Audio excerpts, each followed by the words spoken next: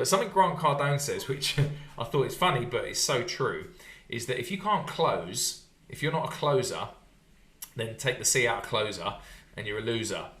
And this is the reality. If you don't learn how to close sales, then you're constantly going to be the loser to others that are going to be winning your project. So we want to completely eliminate that today, and show you how to close sales really well. Now, we know, don't we, that model that we looked at. Let me just pull that up for you. Our final model in the program. We've shown you how to get the leads. We've shown you how to price them. But the key is this last bit here, is closing that sale with credibility. And this is what we're going to be discussing today. How to do the classy presentation and the psychology around closing. What is it that people are looking for when they want to appoint a contractor and a builder? Now, we talk about credibility. You'll notice here it says win sales with credibility. Why are we using that word? Why is credibility so important when you're trying to close a sale? Well, let me just show you why we use the term credibility and what it means. So to be credible means that someone can be believed and trusted. Yeah, that's credibility. If someone can be believed and trusted, we're going to talk about that a little bit more on how we show that belief and trust with credibility. And also it's the quality of being convincing. All right, so we're going to look at these three things. How can you be believed and trusted, and how can you be convincing so that someone is absolutely confident that you are the person they have to appoint for that project? Because that's what we want. If you can do that, if you can get people to trust you, believe you, and you convince them, you're going to win the project hands down. Right, so so one of the things we don't want to do is go in the cheapest and being beaten down on price. That's rule number one. The second frustration you might have is that you're constantly losing out to competitors and you don't know why. Yeah, so you've submitted a good price. Maybe sometimes the client said, yeah, you were one of the cheapest, and you still lose the job. And you think, why? What is it? Why is a competitor coming better than me? And that's a frustration.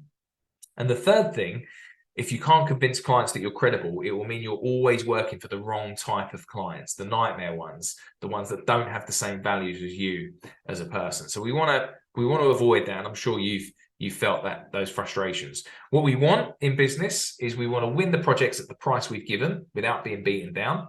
We want to beat our competitors to the punch and win work over them. And we want to win work with the right type of clients. That's what we're all aiming for. And this is what this module will help you do. Now, there's a few mistakes that people make when they're trying to win projects. Now, just let me know if you're making any of these mistakes. One of the big mistakes that we're going to talk about today is that people never nurture clients. They never follow up after a quote is sent. And they've got the attitude of, if a client wants me to do the job, then they'll get back to me. And, if they don't get back to me, they don't want me to do it. Have you ever made that mistake? Or have you ever had that attitude? Because that's mistake number one, no follow-up or no nurture. The second mistake a lot of people make is they send a generic quote, maybe just the price only, and it doesn't address the client's psychological needs.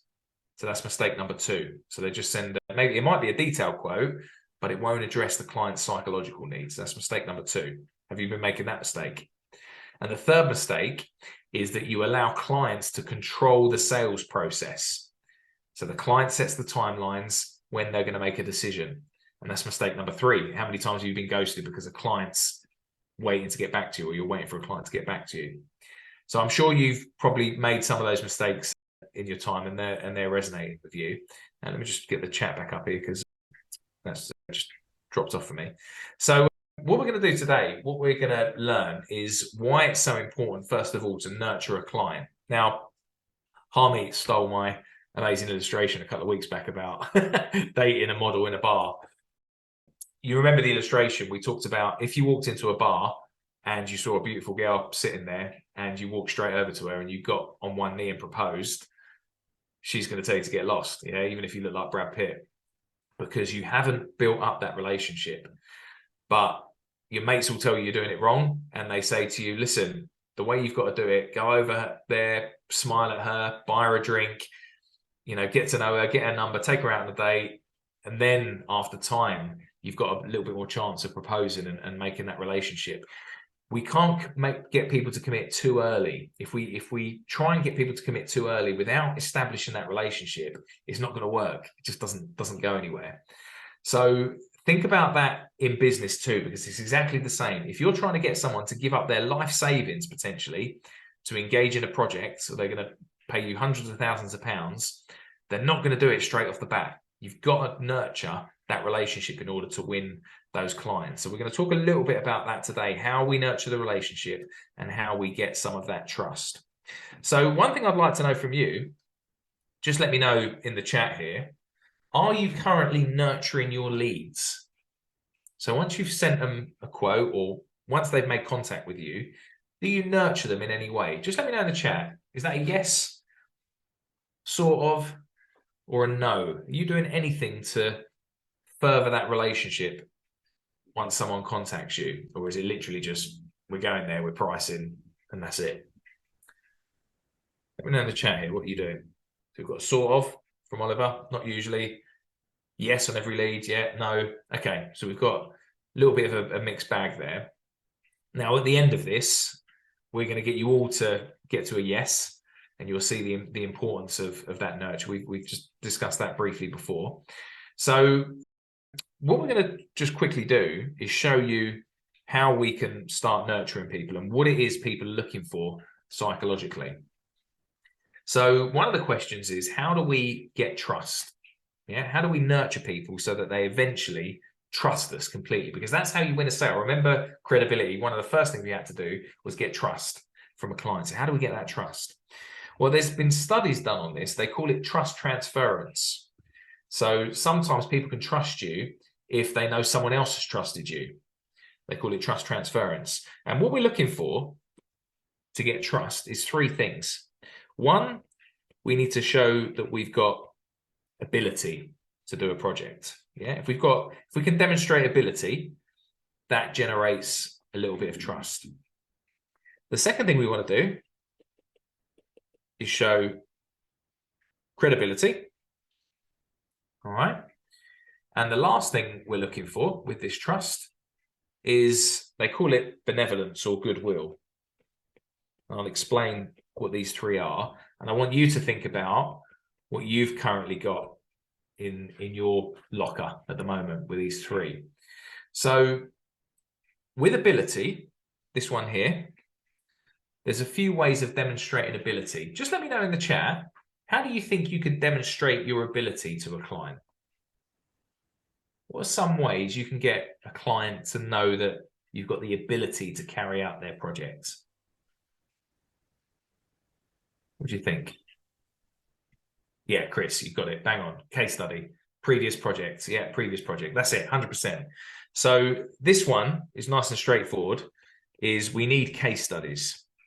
Yeah, the more case studies we've got, the more we demonstrate our ability. So if someone knows that you've done that project before, then they're going to have confidence that you've got the ability there. Exactly right. Previously completed projects.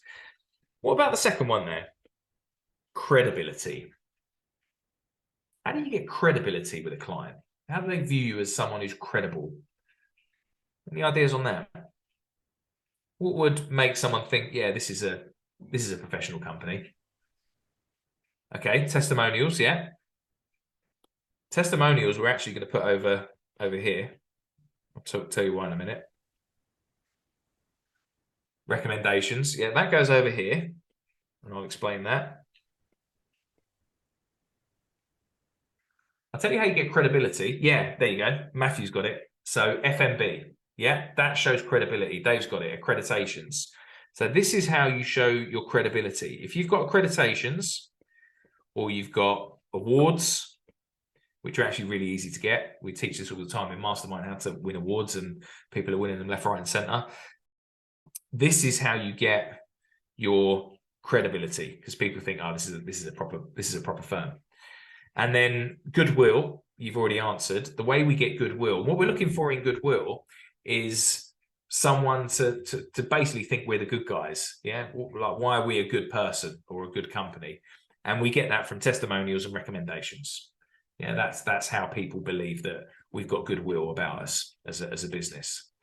So how do we get that across to a customer? How do we get a customer to understand that we've got ability, credibility, and goodwill? How do we do that? Well, this is where our presentation comes in, and why our presentation is so important as a company. So I'm going to show you in a minute some perfect examples of what your presentation should look like. But I just want you to think about, before we start building out your presentation, what evidence have you got that you might be able to put into a presentation pack? So just think, I'm just going to give you 1 minute on the clock, and I just want you to write into this workbook here. Do you have case studies, or do you have a gallery of work that you can call upon? So how strong are you on that? Now, some of you coming into this might be pretty low on your gallery of work if you're trying to win some big projects. So just let me know. Where would you rate yourself on that? Put it in the chat if you like. 1 to 10. Have you got previous case studies or a gallery of work? And let's be clear about this, for the type of work you're trying to win. Yes, we've got some 10s, 7s. Yeah, it's a little bit of a mix there. Now, I just want you to think, because in a minute I'm going to show you a perfect presentation. But I just want you to think what projects you could use as a business owner. Just write down there what project you may have that you can use. If you've got one in your head, you may think, oh yeah, 123 Smith Street. We smashed that one. Let me put that one down. You may not have your case study yet, but what project could you use? All right. Okay, so we've got something in there. Now, what we want you to do with that case study is just put that on the back burner for the minute. But we spoke earlier about getting professional photos done and things like that. A case study is really, really powerful. And I just want you to try and think of a project, if you can, of doing the case study on. What about the next thing as part of this trust? What about your credibility? How are you rated at the moment for your awards and accreditations? Yeah, just give you 30 seconds or so to just mark yourself on that. Have you got any awards or accreditations? Think of Federation of Master Builders, Construction Line, Chaz, Gas Safe, anything like that. Have we got any accreditations at all?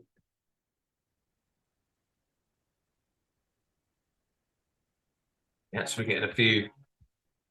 Should have put a line through this so I knew what. Next time I'll do a line through just to see what everyone's. So we started with a 9. So we've got 1 9 and we've got 2 1s. Right. Okay. All right.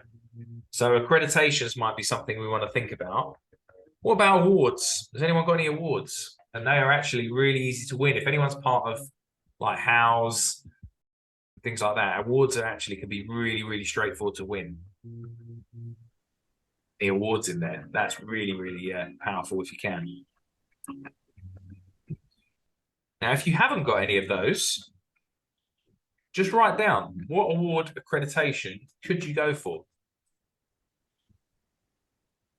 Just put it in the chat. If you haven't got one, remember these accreditations. We're talking about, what, £500 a year for an accreditation? It's not a lot normally. Just to get one. What one do you think would matter for you? What would make the big difference? To think about it and put it in the chat for me. Awards might be a little bit harder because they were giving awards for the best garages. I remember I was telling you about that one, Greg.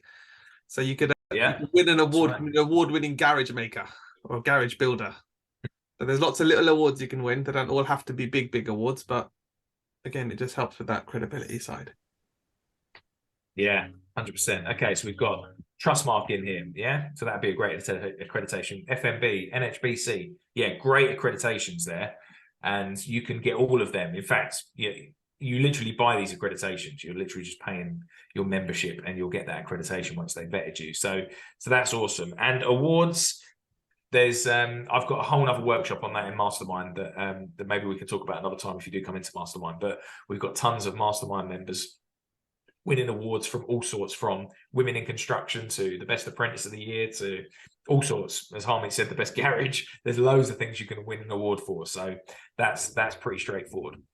So just want to get you thinking around that a little bit, because we do need to show those two things, first of all, we need to show ability and credibility if we want to give ourselves a bit of a leg up in front of anyone else. The last thing though, and this hopefully you've all got, is your goodwill. So how are you getting on with this? Let me know in the chat.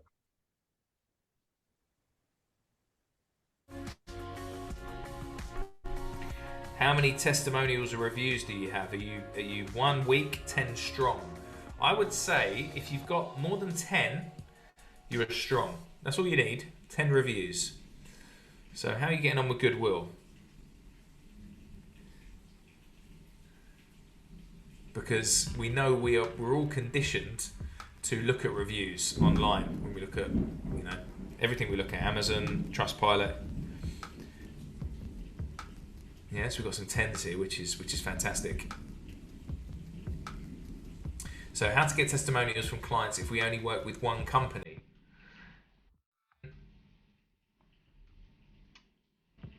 As in, you literally only ever work for one person. You could ask project managers and site managers. Yeah, you can get reviews from anywhere, but I'm sure you must have done work for someone else in the time that you've done it, even if it's small jobs. You want to try and get those reviews. Yeah, it's more difficult if you've only worked for one company. Then you're going to be struggling there a little bit. But Mike, if you've done little jobs for friends or family, that's something as well. So it don't always have to be large projects or the type of projects you want to win. It's just getting reviews in.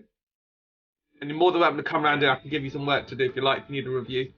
So, but yeah, no, it does take, just think outside the box a little bit. So if you've done anything for anyone, no matter how big or little, it's worth trying to get a review. Yeah, 100%. So just on that, think about who's going to give you a good testimonial, and I want you to write that down. Who have you not tapped up for a testimonial lately? Just write that name down. And then I want you to really think about how many you're going to get in the next 14 days. How many reviews can you get? It's so important, your reviews.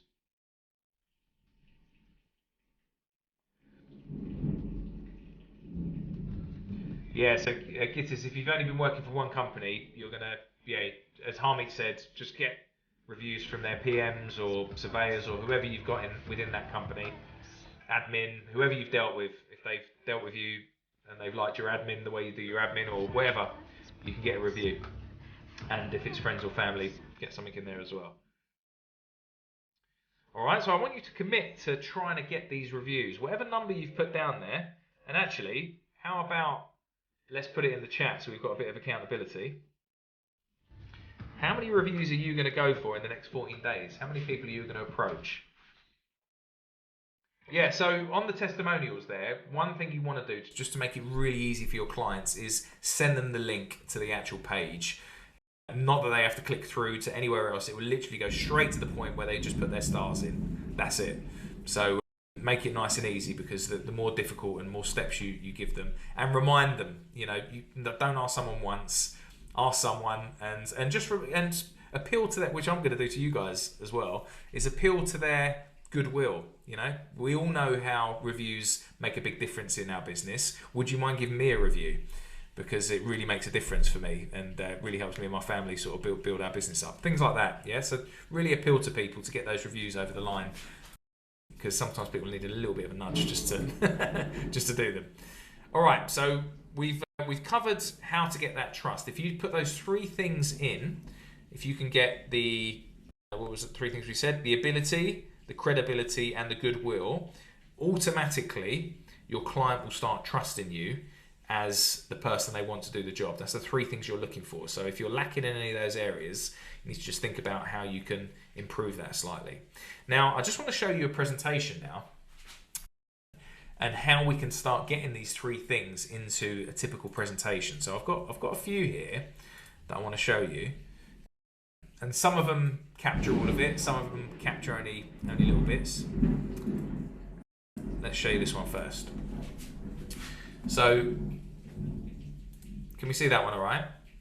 Now, this is actually another company that I own, I'm a franchisee of, but This is a ground screw company. Now, I just want you to look for the 3 things in this company that we've just spoke about. So we can clearly see the credibility here, yeah, with the case studies. The second thing we wanted was any awards or anything like that. Sorry, we can see the ability here. Now we want to look at credibility with awards. So if we look through this, you will see there's like designed in Sweden and things like that. They've also got, I'm not sure if this is on here actually, but they've just gone and got approved by, here we go. So CE marked. So that gives you credibility with your accreditation. So this one particularly has. And then we were looking at goodwill, which is your testimonials, which we see at the bottom. All right.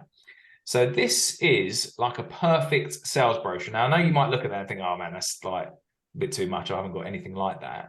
But I just want to show you some other ones, some examples of ones that other clients are doing, just to show you it is achievable, and it's pretty straightforward if you have a look at it. So have a quick look at this one. So this is a recent client. He's showing the type of projects that he can do. So this is the sort of work he wants to go for. He's got his USP here, which is great. 8 years and 3 generations of experience. So he's showing his ability there. We've got case studies, which is perfect. Yeah, just typical case study there. And we've got the reviews.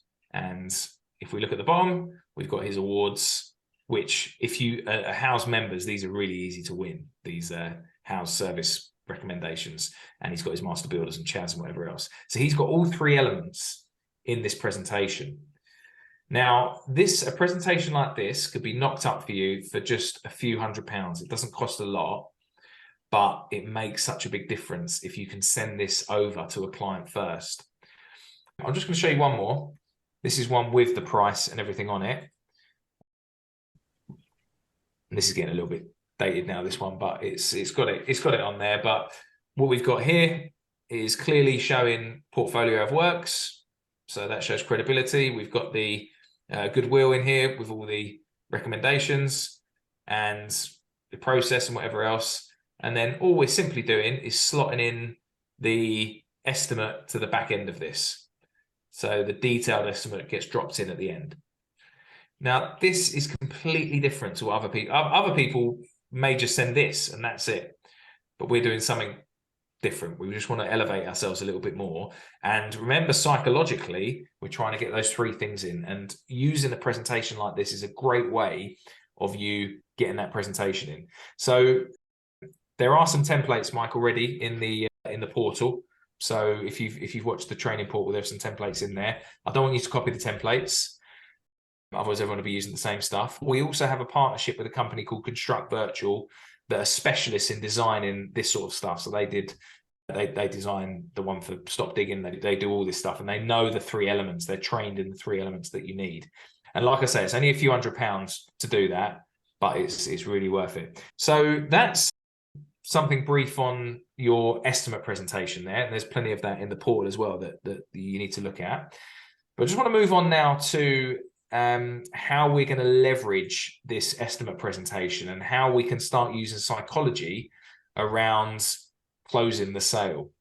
So I just want you to think for a minute, when you go and visit a client for the first time, and maybe you're measuring up their property, what do you generally do as a sales process on that visit? Maybe someone just unmute if you can tell me what is your process to start understanding your client, or are you doing anything to understand your client's needs? A lot of you are going to be going for architects potentially, or main contractors, and you really just want to understand what it is they're looking for. But also what's really important, if you're going for an architect and you want to appeal emotionally to the client, you have to meet the client on the visit.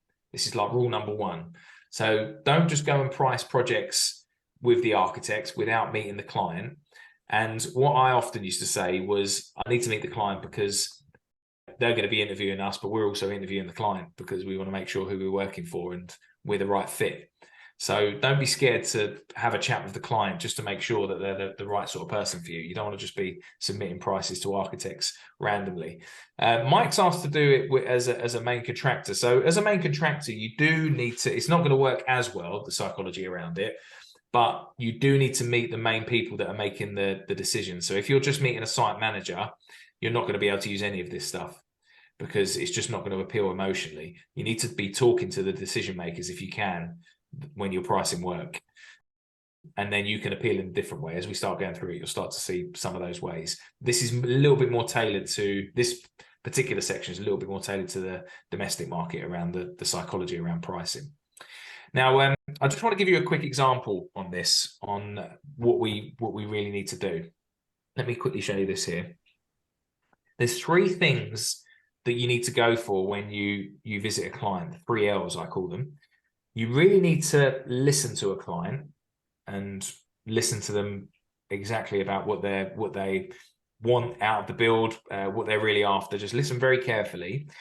When you're listening, you're going to learn a ton of stuff, and you're going to ask specific questions so you can learn what it is they're really worried about. And then we're going to leverage that information that you get. And we're going to show you how to leverage that information shortly. Now, when you do that, when you listen to a client, and when you learn about them, and when you can leverage that information, the client has 3 things, 3 benefits. 1, they feel heard, which is really important, because how many builders are going to go in there and really listen to a client? You know, they're just in and out and just measuring. So the client's going to feel heard. The second thing they're going to do is they're going to feel understood, especially if you can. In a minute, we're going to show you how to match their fears to your solutions. And when you do that, they're really going to feel understood. They're going to think, this person knows exactly what I'm looking for. And that helps you be persuasive in the sale if you can get those 3 things. So how do we do that in a practical way? How are we going to be able to listen, learn, and leverage? Well, I just want to give you a quick illustration. You might have heard this one before because I've done it on a few webinars, but imagine you're pricing a project up now for 2 people. It's exactly the same job. So the first person is a retired couple, and they're going to go off and travel around the world while you're doing their project. Yeah, they're both having the same work done. The second person is a pregnant family, a pregnant woman, and she's got a family, load of young kids, and she's going to be living at the property while she do the work. So you've got one who's going off on a cruise and one who's going to be living there, pregnant lady. Now, you could go and submit the same estimate and the same presentation to both people, and you haven't really understood what either of them want, because they both got their own individual specific needs that they need addressing. So for example, the pregnant lady, she is going to want the project to finish on time because she's about to give birth. So her number 1 priority is that you've got to finish on time. And you'll start to understand that when you ask some questions, and we'll talk about those questions in a minute. She's also going to want the site to be nice and clean for the rest of her family, so that every night when you finish, she isn't going to have to worry about a kid picking up a Stanley knife or a nail or something. She's going to be worried about some temporary services that you're going to put in for her so that you don't cut her off from her kitchen and bathroom, and you don't, disconnect her boiler. So you're going to have to put some temporary stuff in there. These are going to be some real valid concerns that this pregnant lady is going to have that you need to address. Whereas the retired couple, they've probably not got those concerns. But their concern is they're going to be off on a cruise, and they just want to make sure that they can enjoy their cruise without you bothering them every 5 minutes. So you need to, for them, their needs might be they want a project manager that is going to do everything for them without them having to worry. In fact, they don't even want to pick the flooring or the carpets or the decoration, or whatever they want it all done. They want a complete turnkey solution. And maybe they want updating on their cruise with a portal with all their pictures and whatever else. So the retired couple and the pregnant person, they're both exactly the same job, but they've got completely different needs and values. And you need to dive in and understand what those needs and values are as clients. So some simple ways you can do that. You might want to write some of these questions down. In fact, it's actually in your workbook here. Some specific questions that you can ask for your clients. So some of the things I would be asking is, have you had building work done before? Really important question. because then you can ask, if you have, what went well and what didn't? What did you like about it and what didn't you like? That's going to give you some absolute gold. Oh, it really frustrated me that they never cleaned up at night, or it really frustrated me they kept leaving the door unlocked, or whatever it is. You're going to get some real value out of that. Maybe you could ask, what frustrates you about the building project and what impresses you? What did they do that impressed you? And maybe if they haven't had work done before, maybe you can ask them, what are your worries and concerns about this project? What really worries you or concerns you about this project? What's the most important to you? And maybe you could ask, what qualities are you looking for in your ideal company? Now, you could ask those questions direct. You could, like, some people will have an absolute, like, just a sheet that they'll read out, and some people will do a little bit more informally, and they'll just have a chat. But what's really important, and I don't think there's any shame in doing this, is actually write it down. When the client's talking to you, write it down, because it shows that you're listening and you're hearing them, and you're starting to understand who they are, and you're going to need that information later on when we start preparing the presentation. So just going back to the, we said about the pregnant woman, I'm worried you're going to rip my kitchen out. I'm worried you're going to leave me without water. I'm worried you're going to run over time. That's absolute gold. You're going to write all that down. And there's one last question that is absolutely key, and it's this. Are you basing your decision on price or other factors? What do you think people are going to say when you ask that, generally? Being British, it's always, it's never on, you don't want to admit it's on price, do you? That's right, yeah. So if someone said it was on price, probably there's going to be some red flags going here straight away, because you think, maybe that's not the person I want to spend a couple of £100 on preparing a tender for, if it was purely on price.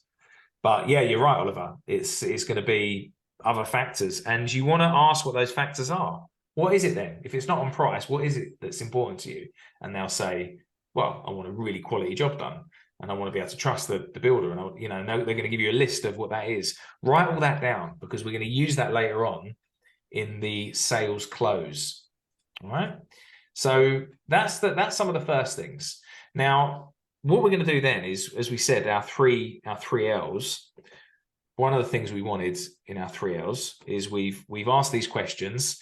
So we've listened to them, and we've learned a ton of stuff now about our client, but now we want to leverage that information. So how do we leverage it? And this is where you can start using your presentations a little bit as well, or your email marketing to leverage the information. So let's take, for example, let's go back to our pregnant woman who's worried. Her number one concern is, I'm really worried about my project overrunning. So what could your answer be to that? Well, clearly you want to address that first, because that's the psychological one. So your stock answer could be something like, just to give you an example, we pride ourselves on finishing our projects on time. 95% of our projects finish on time because we do these 3 things to make it happen.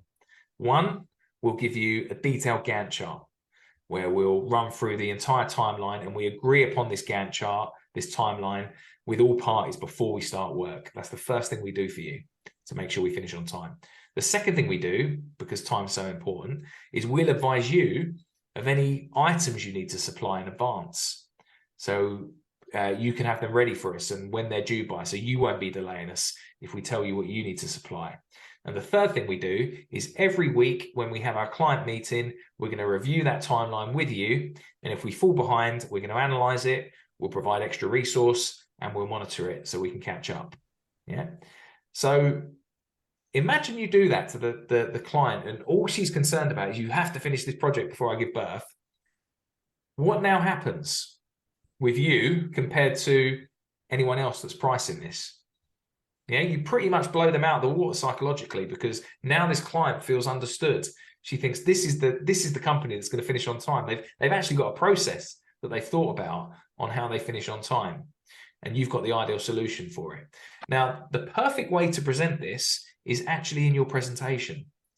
So the presentation that goes over, when you do your presentation and you've got a little bit of a covering letter, you can start building out some stock answers and putting it in that presentation.